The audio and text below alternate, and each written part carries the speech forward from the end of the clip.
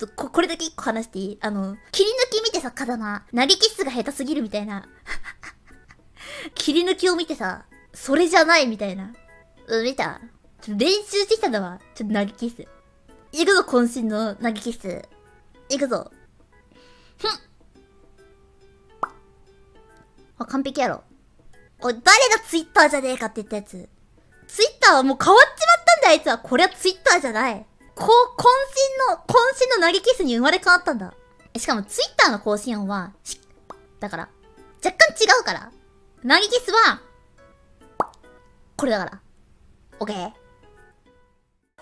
Di Duy Yan, ese, ano, BED,